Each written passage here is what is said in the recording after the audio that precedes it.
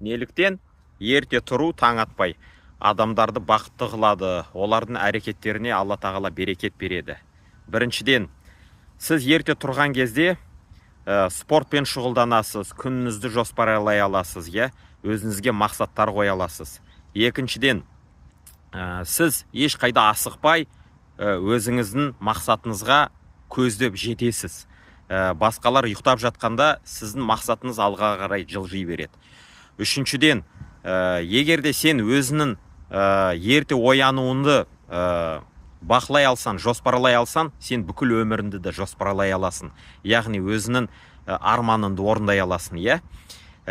Келесі, неліктен сіз таң атпай тұрып, сіздің миыңыз максималды деңгейде жұмыс істейді. Яғни ең қиын мәселелерді сіз таң атпай тез шеше аласыз, тез оны орындай аласыз. Келісесіздер ме? Егер де келіссеңіздер, маған келісемін деп жазыңыздар, менің командама жазылыңыздар, командаға шақырамын. Осылай біз таң атпай тұрып, челлендж жасаймыз, бір-бірімізге фото-видео отчет жібереміз. Сосын жақсы көрсеткіштерге ие болған менің командадағы мүшелерге, адамдарға сыйлықтар береміз. Іске сәт, менің командама шақырамын, бизнес командама қосылыңыз. Ерте тұрайық, ерте өз арманымызға жетейік. Іске сәт, сау сәлем.